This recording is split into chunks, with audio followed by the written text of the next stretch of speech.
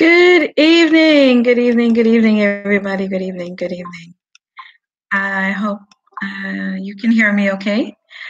Please let me know if you are able to hear me okay, and I'll be able to know that you're hearing me. I'm trying to get us up on all of our portals. So just give me a second while I try to open us up on all of our portals. And we will be live. We are live. We just need to be a little bit more live. All right. Okay. So I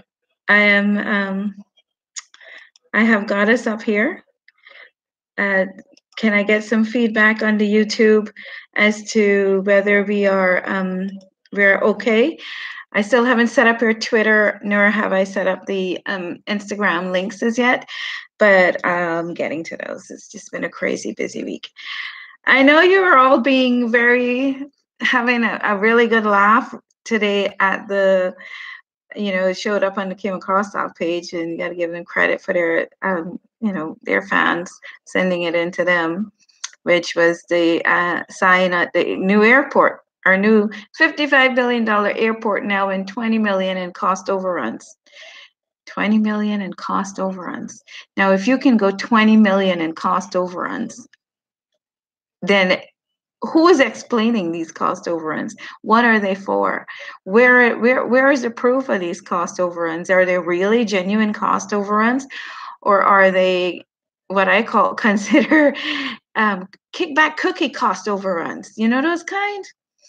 So anyway, I need to get used to this. I need to actually get used to looking at the actual camera. So just bear with me. I am getting there. I am working on this and make it better, to educate us, to inform us, and to give us information that we need to know that's going on in the country.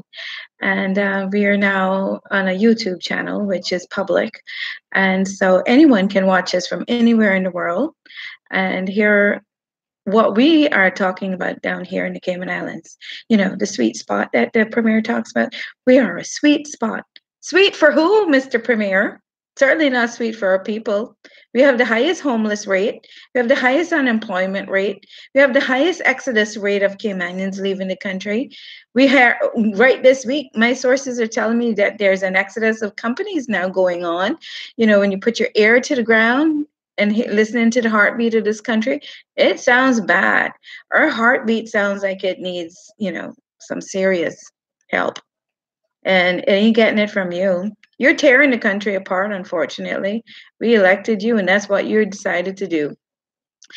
But hopefully 2021 will reach us very quickly, and we can all wake up from that sleep that we're on and stop drinking that Kool-Aid and stop taking that ham turkey and that refrigerator and new stove and new fridge for an exchange for a vote. Because what we want the elections office to do is now enforce it, that the receiver also is held accountable as the giver. We need to stop buying votes in this country. It's sad. And that's why we can't get the change, because the change ain't going to come because our leaders are selling their votes for a ham and a turkey and a refrigerator and a stove. Really, people? Are you really that shallow that you have to take that in exchange for an X? And then for the next 3.5 years, you don't see or hear from them, and they don't care about you, and they make laws and pass policies in caucus, and you don't even know that this thing is happening against you till you turn up at some government department here. Oh, yeah, well, the law was changed, and now you have to pay this or pay that, or you're now held accountable. This government has too many penalties. They penalize the people of this country for everything. But who penalizes them? Who penalizes them for all the wrongs that they do to us? Let's start naming some of them. They went ahead in 2003 and they granted the mass status grants. They didn't ask us how we felt about that. No, they just did it. This is their country. They're in charge. They're going to do what they want. They had to give it to us because partly we had oppressed people in this country for so long. Hello? Who are the most oppressed, I should say, in this country, if it's not the native Caymanian? We are so oppressed. We've been oppressed from the time this party system came into place. Let's be honest. We've been being oppressed from the time Akiva came into office. Anyhow, then of course that Dunce, the Honorable Premier, he joined in 2013 with we got to grant these TLAPs. We got to grant them. TLAPs came with those were the Parsons with PR that were going to be kicked out of the country. 1,500 of them. He had to jump on the bandwagon and rescue them. These same individuals that he rescued back in 2013, following, his arch rival there of the UDP with his 2003 status graphs, they are some of the most dishonest individuals. I used to do permanent residency applications for people. I'm not saying everybody was dishonest. Not all of my clients were, but there were a lot that was. What they do is they get their friends to loan them money and they dump a big lump sum of money into their account at the bank, then go get a reference. Nobody at permanent residency board checks that stuff. Nobody investigates that background of that individual to see if they indeed had, acquired this money over the time they were here working. Nobody does that.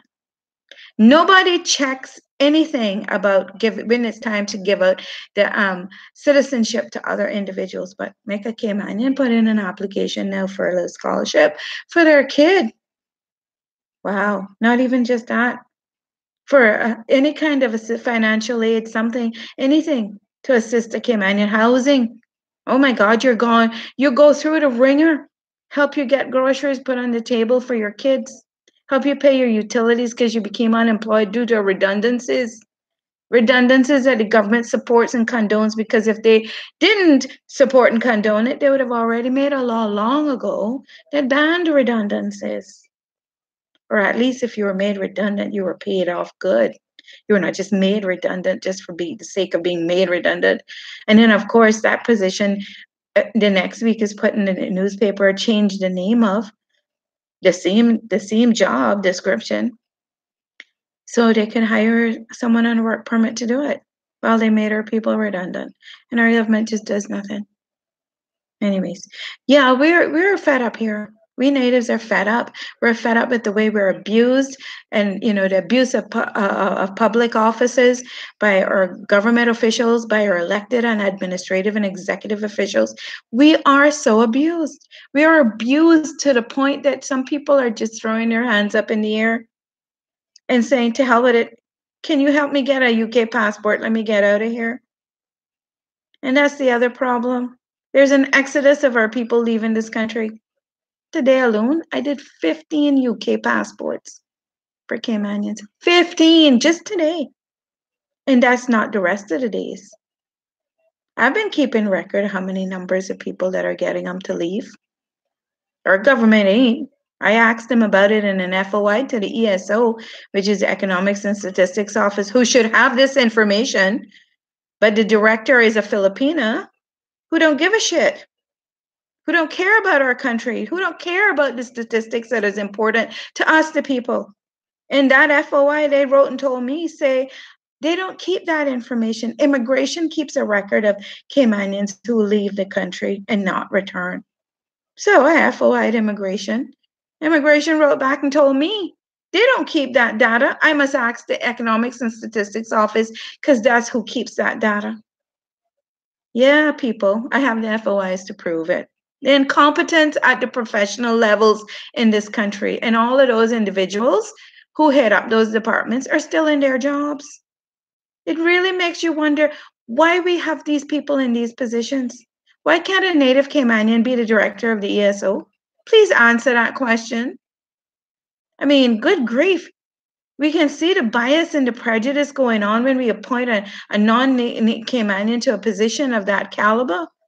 All of a sudden, the Caymanians are weeded out. Good, hard-working, honest Caymanians, just because they don't take the government puppet bullcrap. So unfortunately, they get weeded out because they will not play along and be the puppet. And those are the good Caymanians who are working in those departments that were making strides for us out here.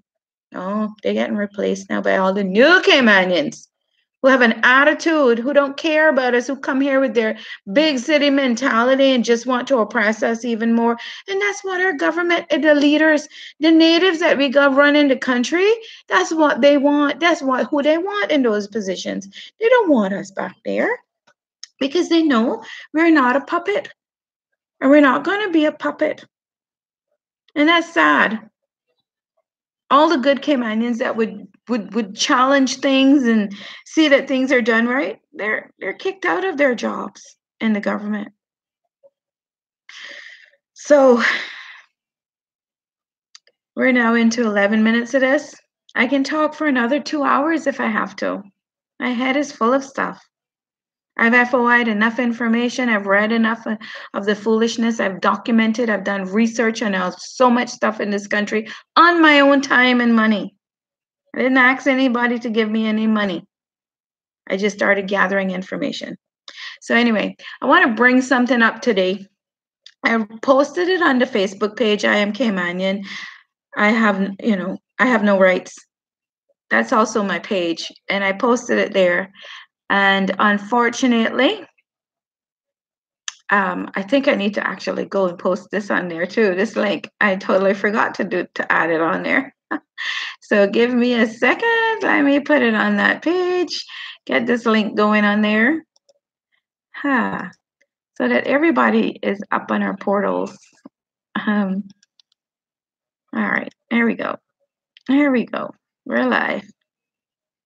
Thank you for accommodating me. Thank you for having patience with me to get this all done. Let me just let people know that we are live. Okay. My husband's in the background having a good little laugh at me, but that's all right. He knows his wife is going to get it right at some point because she will do the research and find out exactly how things are going. Anyways, all right. So we're on I Am Caymanian. I Have No Rights, and we're on my personal Facebook page. So the links are there. You can go and watch me live. I'm live now on YouTube. The stream is there. So, let's see what's going on here. It looks like my microphone has come down a little bit. So let me get my microphone up. All right, here we go. So I want to raise something with you that happened the last couple of weeks, or less than a week, actually. Or a little over a week it was. I put out an ad for a particular position, and I got 42 people apply. There was more than that applied for the position, as a matter of fact. But of the 42 who applied, I found out that these individuals are in this country. That's just 42 people. I'm pretty sure if there was other positions, there would be more. That don't have any work, but some are on time for the last 6 months, been going back and forth to immigration and paying that $100 and getting time. And being told by immigration officers, oh, you need to go get a job so we can get you sorted out, blah, blah, blah. Why are we circumventing the immigration law? Why are we allowing the immigration staff to circumvent the law in this way? Who has given them that authority to circumvent the law? You can't keep giving people time to go out there and compete with the Caymanians for a job. Now, if the Caymanians don't want to work in that industry, I can understand. But that's not the case. I mean, we have all of these individuals with different types of work permits. People from gardening to pool to, what was the other permit? Nannies, you name it. And they don't have any work. Janitors, housekeeping, domestics, they don't have any work. And we've approved work permits for them. One lady here now got a 2-year work permit approved, now works in September. She's still trying to find work. She has no job. How are they sustaining themselves is what I would like to know. Because if you're here that long with a valid permit, you must be working illegally or you must be doing something illegal to sustain you. And you don't have anything permanent. That is not fair. And you know what's the saddest part about all of that? Where is the enforcement division? It's as if they've watered that whole thing down and given them no staff, no resources to go out and deal with these situations. It's really, really sad to see our immigration law so um, manipulated the way it has been. And I mean, I'm baffled. I am so baffled to think that we have a system in place like this. We have a law in place, and nobody's enforcing it. We're like the lawless Caymanas. We're just like the book that Brian Kiernan wrote, The Lawless Caymanas. If you haven't read it, try go get it, borrow it from Georgetown Library and read it. You know, laws are made not to be broken. They're made to be updated, but not to be broken or amended. And here we have a law that says you can't do X, Y, and Z. And the people who are commissioned to uphold that law are breaching it. 42 people. I made sure and interviewed every one of them. I got it all on internet and in their interviews on email, on WhatsApp, or messages, where they've confessed to me their employer has no work for them. They're walking the streets every day looking work, or they get a little job here and there, and they don't have that permit amended to work with X or Y. The law says you must amend the permit. I am totally, totally devastated to think that people will not comply with the law, and our immigration department just can't let them go. But those who are complying with the immigration department, who can prove that their employees have work every week, can prove they pay them for the work that they do, and their timesheets, everything corresponds, keeping accurate records, proof positive, T's are crossed, I's are dotted, the immigration board denies their work permit and tell them, say, they haven't demonstrated a genuine need. Really? But you got 42 people I've identified in this country who do not have any work whatsoever. And those individuals were granted permits to those employers, so-called employers. Where did they demonstrate their genuine need? Well, others out here are doing it, genuinely stating they need the employee, but because certain members on the immigration board have axe to grind. And when they have axe to grind, they take their job personally, and then they push you around. They can't find any other excuse to deny your permit, so they tell you don't have no genuine need. And then they tell you if you don't like their decision, you must appeal it because they're not going to give you an audience. You can appeal it. You know how much it is to appeal a work permit? It's $1,000 application fee. How are businesses supposed to survive that?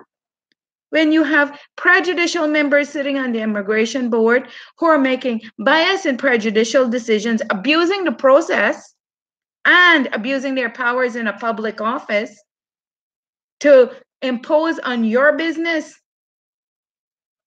Really?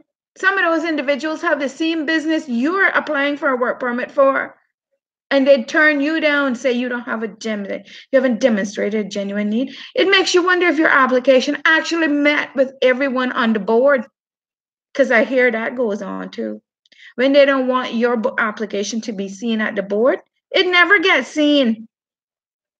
It is a decision made with somebody in the Office of Immigration. Oh, we're not going to grant that to her. Hold it back, hold him back. Let's give him some hardships, make him pay out some money. Well, here what happened now, people. We're just waiting patiently for the governor to stop taking pictures and looking like a celebrity and enact that law, the Standards in Public Life law, so we can throw all of you at the immigration board that are acting biased and prejudiced towards individuals who are trying to run a business, and make them deal with you. And then also throw you under the Anti-Corruption Commission bus as well. We have those now. Okay? So when you go to that board and you make decisions on a person's business and infringe on their proprietary rights, just remember, We can also sue you civilly.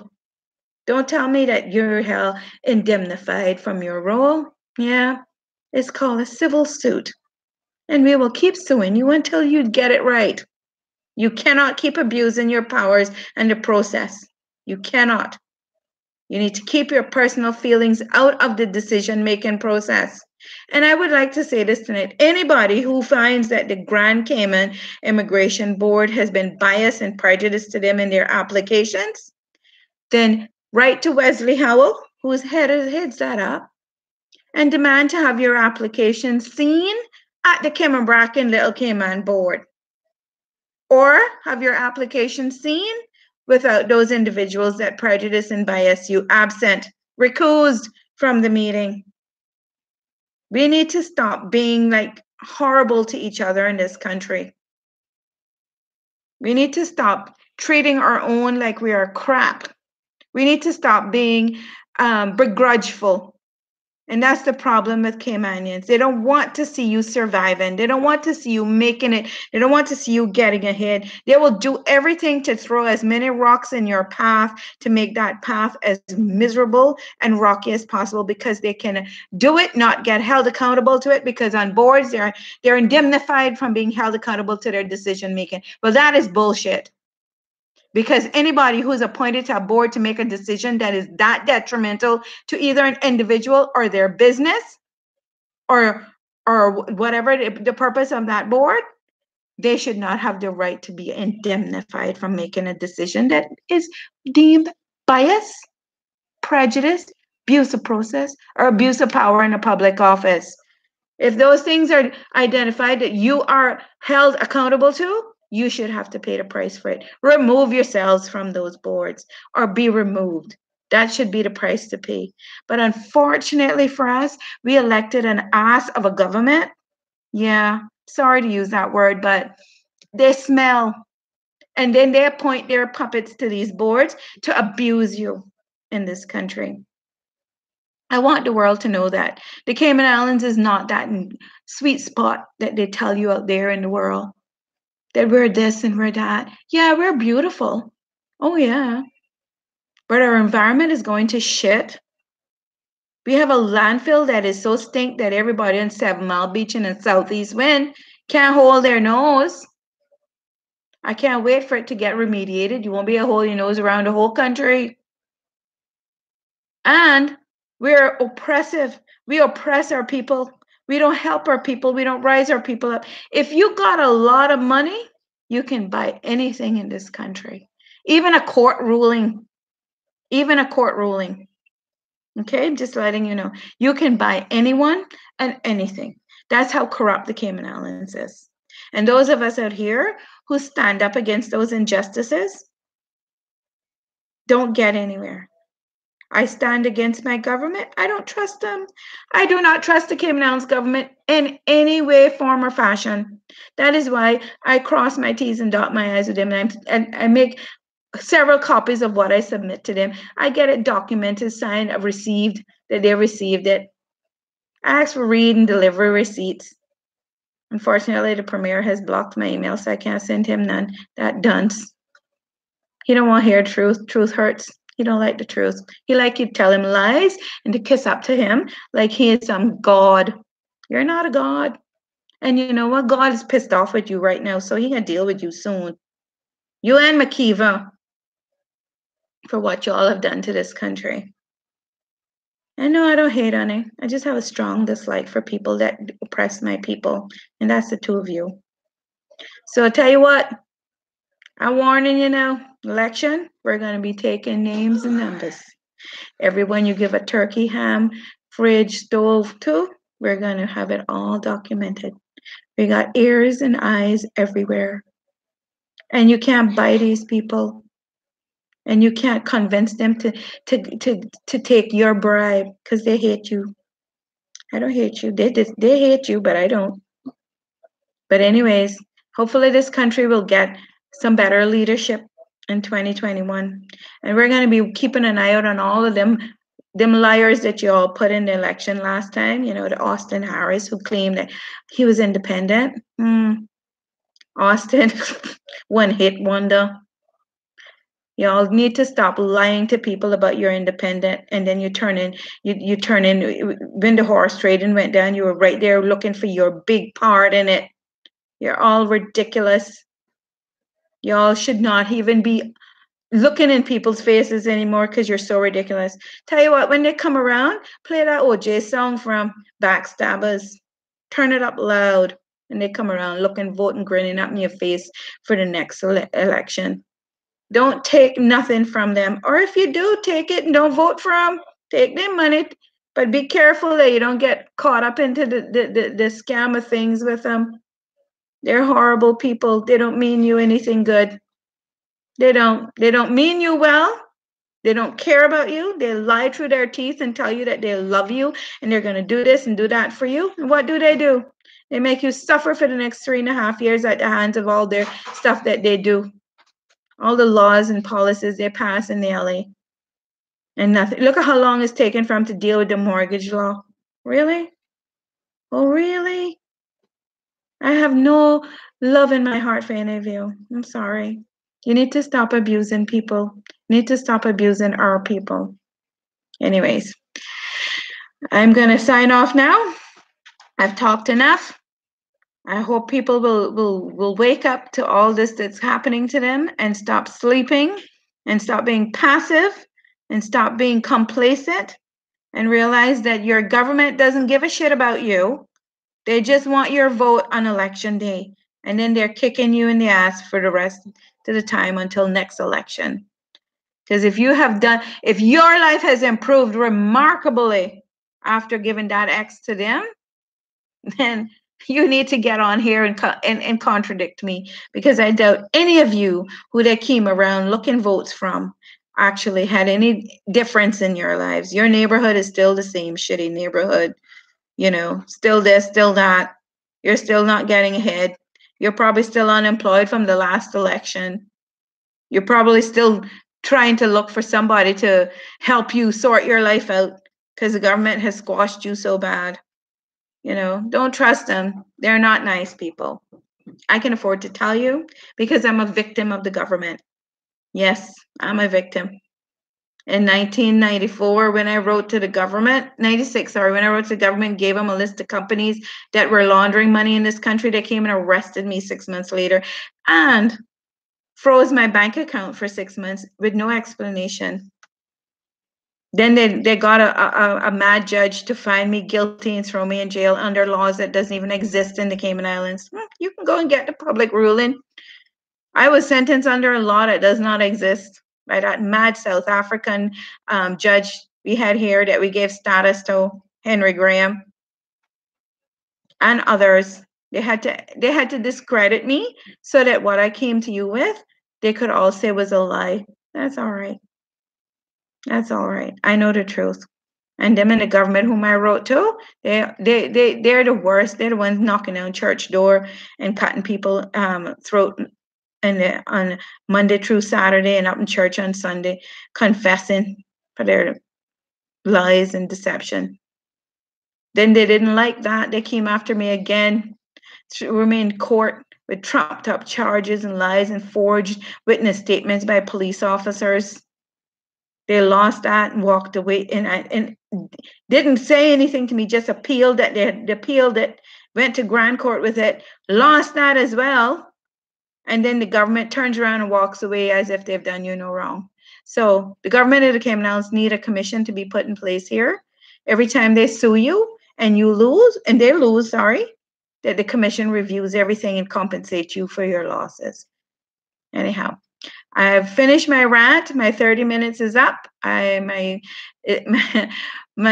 first chapter is for 30 minutes. I see people coming on and off, and I thank you for joining in and going off. Hopefully, once we get this going, you will join in longer. Anyhow, today was just a rant. There will be more things coming through later, and sorry. So you all have a good evening. I will post this up on our pages so that you can look it over or listen to it again. Thank you. Have a good evening.